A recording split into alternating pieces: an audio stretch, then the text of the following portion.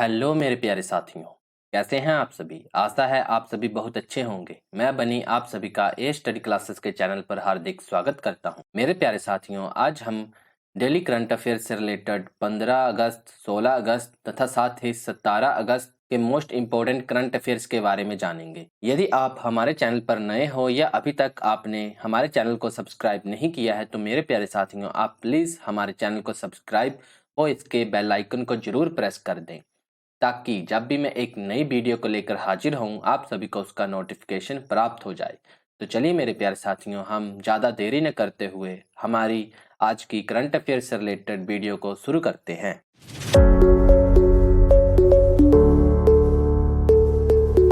हमारा आज का पहला प्रश्न है, एशियाई हॉकी चैंपियनशिप 2023 की विजेता टीम कौन सी है?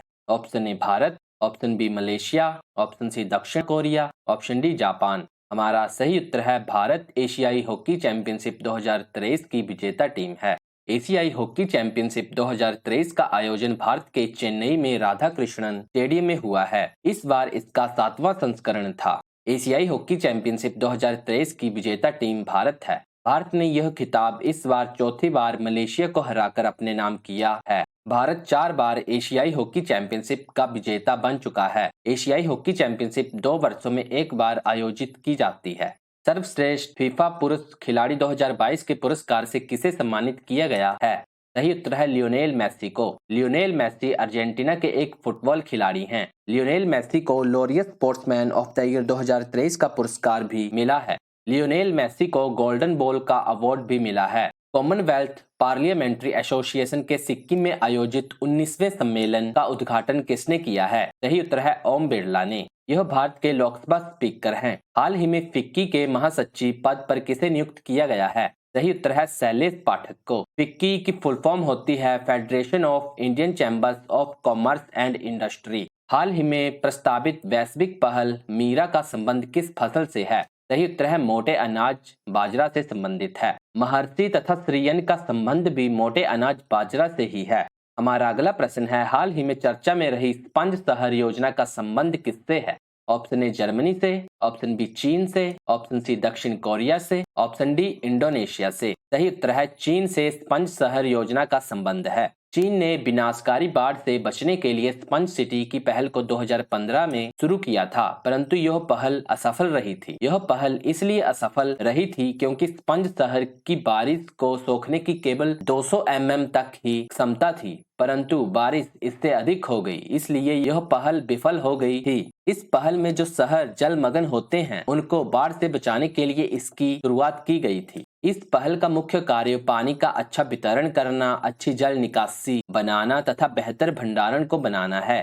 चीन की राजधानी बीजिंग है। चीन का शोक हुआंगहो नदी को कहा जाता है। संघाई सहयोग संगठन SCO, जिसकी फुल फॉर्म होती है संघाई कोऑपरेशन ऑर्गेनाइजेशन का मुख्यालय चीन के बीजिंग में ही स्थित है। एशिया की सबसे लंबी नदी चीन की यांगटीसी नदी है। इस नदी के किनारे पर संघाई शहर बसा हुआ है। चीन में एक टकला मकान मरुस्थल भी स्थित है। पेप्सिको इंडिया द्वारा हाल ही में किस अभिनेता को अपना ब्रांड एम्बेसडर बनाने की घोषणा की है? सही उत्तर है रणवीर सिंह को। हाल ही में यूरोपीय संघ ने किस देश के साथ मिलकर विंडसर फ्रेमवर्क का निर्माण किया है? सही उत्तर है यूके के साथ मिलकर। हाल ही में उच्चतम न्यायालय द्वारा हिंडनबर्ग रिसर्च रिपोर्ट के आधार पर अडानी ग्रुप की कंपनियों की जाँच के लिए किसकी अध्यक्षता में समिति का गठन किया गया है? सही उत्तर है अभय मनोहर स्प्रे के। हाल ही में पहला भारतीय नौसेना कमांडर सम्मेलन का आयोजन किस स्वदेशी पौध पर किया गया है? सही उत्तर है INS विक्रांत स्वदेशी पौध पर। INS विक्रांत को 2 सितंबर 2022 को कोची में लॉन्च किया गया था। दुनिया का पहला 200 मीटर लंबा बांस क्रैश बैरियर बाहुबली कहाँ स्थापित किया गया है? सही उत्तर है विदर्भ महाराष्ट्र में। जूनियर कबड्डी विश्व चैंपियनशिप 2023 का खिताब किसने जीता है? सही उत्तर है भारत ने। हाल ही में मध्य प्रदेश का 53वां जिला किसे घोषित किया गया है? सही उत्तर है मऊगंज को। मध्य प्रदेश भारत में दूसरे नंबर पर आता है 53 सबसे ज्यादा जिलों के लिए, जबकि उत्तर प्रदेश पहले नंबर पर आता है सबसे ज्यादा 75 जिलों के लिए। हाल ही में भारतीय नौसेना ने किस देश के साथ मिलकर पहली बार संयुक्त सैन्य अभ्यास फ्री जंक्स 23 का आयोजन तिरुवनंतपुरम में किया है? सही उत्तर है फ्रांस के साथ। भारत तथा फ्रांस के बीच में गरुड़ अभ्यास, शक्ति अभ्यास तथा वरुण अभ्यास भी होता है। हमारा अगला प्रश्न है जमीनी स्तर से 120 मीटर ऊपर पवन ऊर्जा क्षमता के मामले में देश का शीर्ष राज्य कौन सा है? Option A Karnataka, option B Rajasthan, option C Gujarat, option D Maharashtra. सही उत्तर है गुजरात है। जमीनी स्तर से 120 मीटर ऊपर पवन ऊर्जा क्षमता के मामले में देश का शीर्ष राज्य। पवन ऊर्जा जिसे कि विंड एनर्जी कहा जाता है, यह एक नवीकरणीय ऊर्जा होती है। यह एक स्वच्छ क्लीन ऊर्जा होती है। पूरे विश्व में पवन ऊर्जा के मामले में भारत का चौथा स्थान है। भारत से पहले पवन ऊर्जा के लिए 3 देश आगे हैं, चीन, अमेरिका तथा जर्मनी। भारत के पास वर्तमान में 42.8 गीगावाट पवन ऊर्जा की क्षमता है। जमीनी स्तर से 120 मीटर ऊपर पवन ऊर्जा क्षमता के मामले में देश का सबसे शीर्ष राज्य गुजरात है। इसके बाद दूसरे नंबर पर राजस्थान तथा तीसरे नंबर पर कर्नाटक है। जबकि जमीनी स्तर से 150 मीटर ऊपर पवन ऊर्जा क्षमता के मामले में देश का सबसे शीर्ष राज्य राजस्थान है तथा इसके बाद दूसरे नंबर पर गुजरात है। भारत का पहला 24x7 सौर ऊर्जा संचालित करने वाला गांव मोढेरा गुजरात है।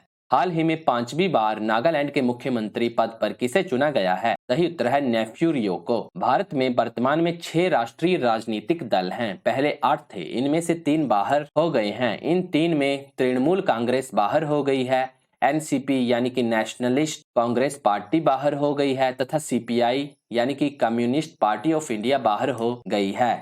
वर्ष 2022 के लिए BBC Indian sports woman of the year पुरस्कार से किसे सम्मानित किया गया है? सही उत्तर है मीराबाई चानू को। यह एक वेट लिफ्टिंग भारोत्तोलक खिलाड़ी हैं। यह पुरस्कार इन्हें पहली बार नहीं दूसरी बार लगातार दिया गया है। हाल ही में 28वें लेखा महानियंत्रक CGA controller general of accounts पद पर किसे नियुक्त किया गया है? सही उत्तर है एसएस दुबे को। भारत के नियंत्रक एवं महालेखा परीक्षक यानी कि CAG controller and auditor general of India Girish Chandra Murmu हैं। शेवलॉन स्वस्थ इंडिया ने हाल ही में किसे दुनिया का पहला हैंड एम्बेसडर बनाने की घोषणा की है? सही उत्तर है सचिन तेंदुलकर को। हमारा आज का अगला प्रश्न है नीति आयोग ने किसके सहयोग से देश के स्कूली छात्रों के लिए नेशनल स्पेस इनोवेशन चैलेंज 2023 का प्रारंभ किया है? ऑप्शन ए शिक्षा मंत्रालय ने, ऑप्शन बी डीआरडीओ ने, ऑप्शन सी टीसीएस ने, ऑप्शन डी इसरो ने। हमारा सही उत्तर है इसरो के सहयोग से देश के स्कूली छात्रों के लिए नेशनल स्पेस इनोवेशन चैलेंज 2023 का प्रारंभ नीति आयोग ने किया है। नीति आयोग के एक मिशन अटल नवाचार मिशन यानी कि एम, जिसकी फुल फॉर्म होती है अटल इनोवेशन मिशन,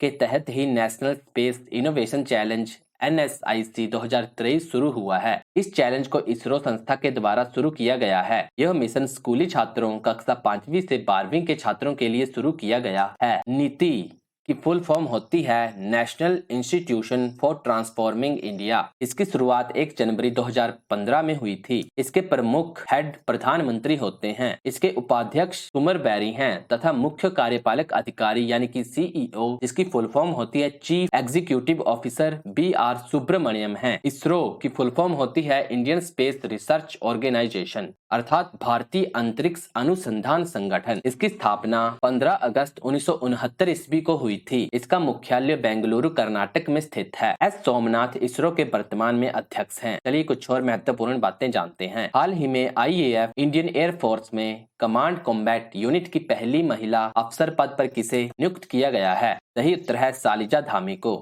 डॉक्टर माणिक साहा हाल ही में किस राज्य के मुख्यमंत्री चुने गए हैं? सही उत्तर है त्रिपुरा के। प्रित्जकर आर्किटेक्चर पुरस्कार 2023 से किसे सम्मानित किया गया है? सही उत्तर है डेविड चिपरफील्ड को। प्रित्जकर आर्किटेक्चर पुरस्कार को पाने वाले एकमात्र भारतीय बालकृष्ण दोषी हैं। इन्हें यह पुरस्कार 2018 में मिला था। हाल ही में किसे नेपाल का नया राष्ट्रपति चुना गया है? सही उत्तर है रामचंद्र पौंडेल को।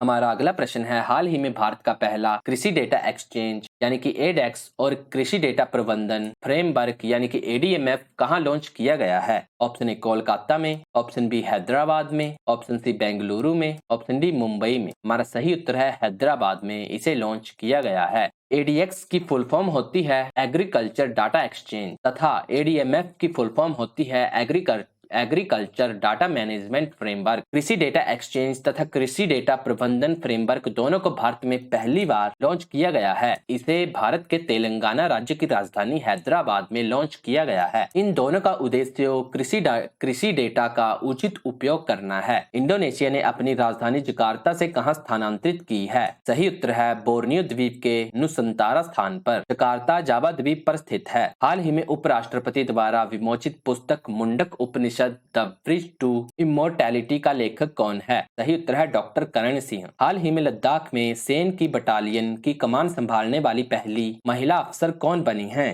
सही उत्तर है गीता राणा। देश का पहला इलेक्ट्रिक तीर्थ कॉरिडोर कहां स्थापित किया गया है? सही उत्तर है उत्तराखंड में।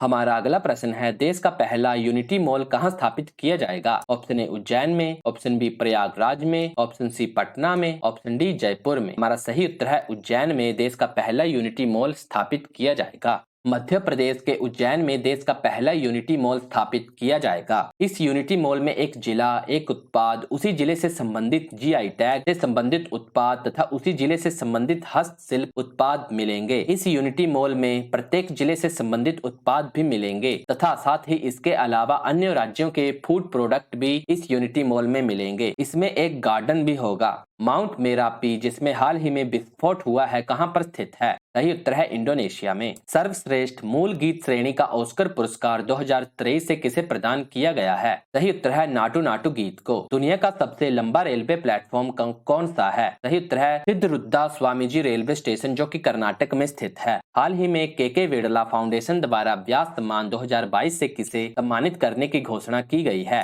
सही उत्तर है ज्ञान चतुर्वेदी को। यह सम्मान इन्हें पागलखाना उपन्यास के लिए मिला है। हमारा अगला प्रश्न है हाल ही में किस पूर्वोत्तर राज्यों ने मुख्यमंत्री सौर मिशन का प्रारंभ किया है? ऑप्शन ए त्रिपुरा ने, ऑप्शन बी मेघालय ने, ऑप्शन सी मणिपुर ने, ऑप्शन डी असम ने। हमारा सही उत्तर है मेघालय ने मुख्यमंत्री सौर मिशन का प्रारंभ किया है। मुख्यमंत्री सौर मिशन को मेघालय के मुख्यमंत्री कॉनरेड के संगमा ने लॉन्च किया है। इस मिशन का उद्देश्य नवीकरणीय ऊर्जा को तथा बिजली की आपूर्ति को बढ़ावा देना है। इस मिशन के तहत 283 मेगावाट की नवीकरणीय सौर ऊर्जा स्थापित की जाएगी। इस मिशन के लिए 5 वर्ष में 500 करोड़ का निवेश किया गया है। इस मिशन के तहत यदि कोई परिवार इस सौर ऊर्जा का प्रयोग करता है तो उसको 70% सब्सिडी दी जाएगी तथा यदि कोई स्कूल, होटल या अस्पताल इसका प्रयोग करता है तो उनको 50% की सब्सिडी दी जाएगी। मेघालय में गारो खासी जयंतियां नामक की जनजातियां तथा पहाड़ियां स्थित हैं। मेघालय में नाकरेक नेशनल पार्क भी स्थित है।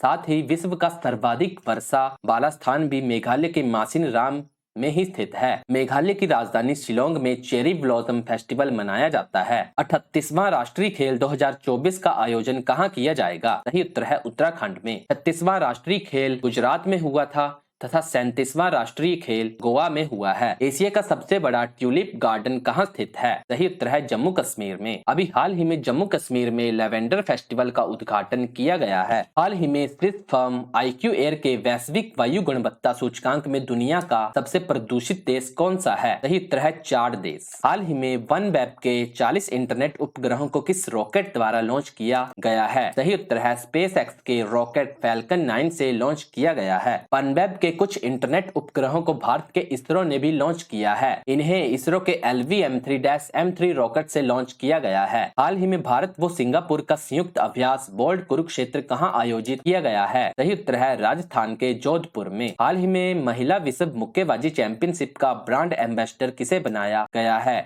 सही उत्तर है मैरी कॉम तथा फरहान अख्तर को। हाल ही में AI भाषा मॉडल की नई पीढ़ी GPT-4 की घोषणा किसने की है? AI यानी कि आर्टिफिशियल इंटेलिजेंस। इसका सही उत्तर है ओपन AI चैट GPT ने। सरस्वती सम्मान 2022 के लिए किसे चुना गया है? सही उत्तर है शिव शंकरी को। यह सम्मान इन्हें सूर्यवंशम उपन्यास के लिए मिला है। हाल ही में अंतर्राष्ट्रीय प्रकाशन सेंट्रल बैंकिंग अवार्ड्स द्वारा गवर्नर ऑफ द ईयर 2023 पुरस्कार से किसे सम्मानित किया गया है? सही उत्तर है शक्तिकांत दास को। शक्तिकांत दास वर्तमान में रिजर्व बैंक ऑफ इंडिया के गवर्नर हैं यानी कि RBI के। हाल ही में किस राज्य में 19 जिलों के गठन की घोषणा की गई है? सही उत्तर है राजस्थान में। 10वें वैश्विक आतंकवाद सूचकांक 2022 में शीर्ष स्थान पर किसे रखा गया है? सही उत्तर है अफगानिस्तान देश को। भारत का स्थान 10वें वैश्विक आतंकवाद सूचकांक 2022 में 13वां है।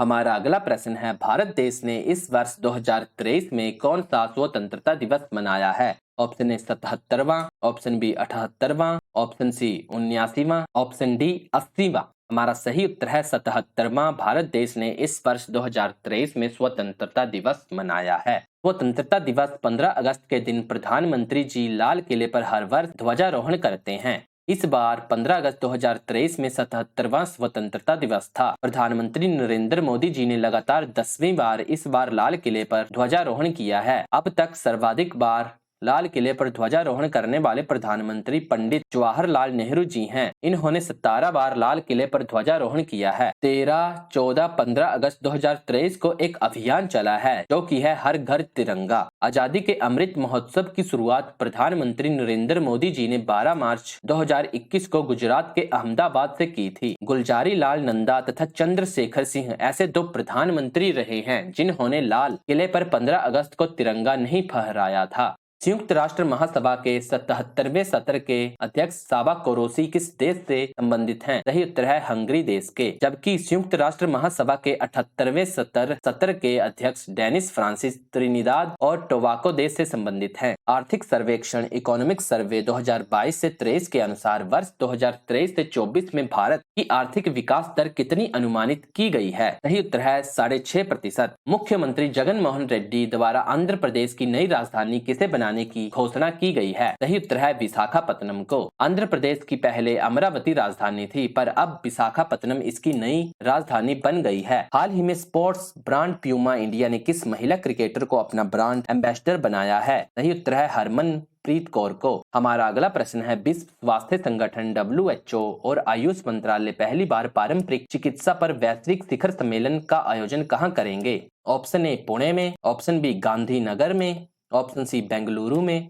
ऑप्शन डी लखनऊ में। हमारा सही उत्तर है गांधीनगर में पहली बार पारंपरिक चिकित्सा पर वैश्विक शिखर सम्मेलन का आयोजन WHO तथा आयुष मंत्रालय मिलकर करेंगे। WHO इसकी फुल फॉर्म होती है वर्ल्ड हेल्थ ऑर्गेनाइजेशन अर्थात विश्व स्वास्थ्य संगठन। WHO के अध्यक्ष डॉक्टर टेड्रोस हैं तथा आयुष मंत्रालय के मंत्री सर्बानंद सोनोवाल हैं। आयुष मंत्रालय में आयुर्वेद, योग, यूनानी, सिद्ध तथा होम्योपैथी यह 5 चीजें मिलकर आयुष बनाती हैं। WHO तथा आयुष मंत्रालय मिलकर पहला पारंपरिक वैश्विक सम्मेलन भारत के गुजरात राज्य के गांधीनगर में आयोजित करने वाले हैं। शतरंज का विंबलडन कहलाने वाला टूर्नामेंट टाटा स्टील मास्टर्स 2023 का विजेता कौन है? सही उत्तर है अनीश गिरी। यूनेस्को ने किस देश के ओडेसा शहर को खतरे में एक विश्व धरोहर स्थल के रूप में सूचीबद्ध किया है? और सही उत्तर है यूक्रेन के। भारत को मोटे अनाजों का वैश्विक केंद्र बनाने के लिए कहां उत्कृष्टता केंद्र बनाने की घोषणा की गई है? सही उत्तर है हैदराबाद में। इस उत्कृष्टता केंद्र का नाम श्री अन्न है।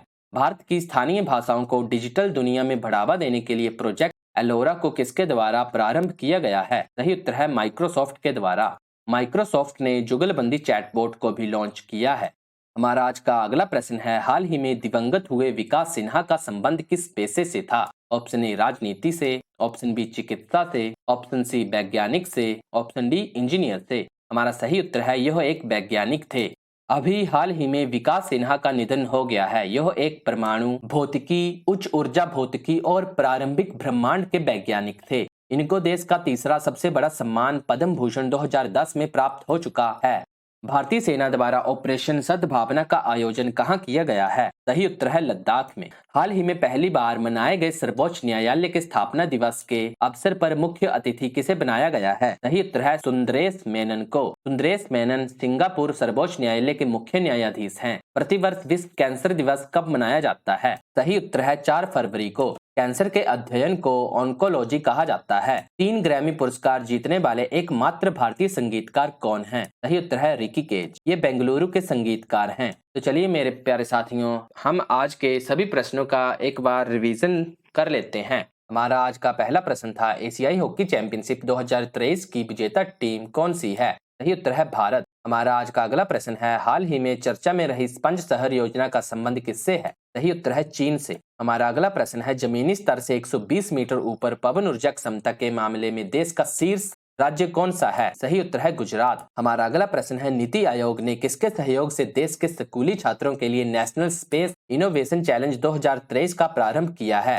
सही उत्तर है इसरो के। हमारा अगला प्रश्न है, हाल ही में भारत का पहला कृषि डेटा एक्सचेंज और कृषि डेटा प्रबंधन फ्रेमवर्क कहाँ लॉन्च किया गया है? सही उत्तर है हैदराबाद में। हमारा अगला प्रश्न है, देश का पहला यूनिटी मॉल कहाँ स्थापित किया जाएगा? सही उत्तर है उज्जैन में। हमारा अगला प्रश्न है, हाल ही में किस पूर्वोत्तर राज्यों ने मुख्यमंत्री सौर मिशन का प्रारंभ किया है? सही उत्तर है मेघालय ने। हमारा अगला प्रश्न है, भारत देश ने इस वर्ष 2023 में कौन सा स्वतंत्रता दिवस मनाया है? सही उत्तर है 77वां। हमारा अगला प्रश्न है, विश्व स्वास्थ्य संगठन WHO और आयुष मंत्रालय पहली बार पारंपरिक चिकित्सा पर वैश्विक शिखर सम्मेलन का आयोजन कहाँ करेंगे? सही उत्तर है गांधीनगर में। हमारा अगला प्रश्न है, हाल ही में दिवंगत हुए विकास सिन्हा का संबंध किस पेशे से था? सही उत्तर है वैज्ञानिक पेशे से। तो मेरे प्यारे साथियों, हमने अपनी आज की करंट अफेयर से रिलेटेड वीडियो को कंप्लीट कर लिया है। यदि आपको यह वीडियो अच्छी लगी है और आपने इस वीडियो से कुछ सीखा है तो आप इस वीडियो को लाइक, शेयर व कमेंट जरूर करें। साथ ही मेरे प्यारे साथियों, आप हमारे ए स्टडी क्लासेस के चैनल को भी सब्सक्राइब और बेल आइकन को प्रेस करना ना भूलें। तो मेरे प्यारे साथियों, आप सभी अपना ख्याल रखिएगा। मिलते हैं हमारी एक और नई वीडियो के साथ।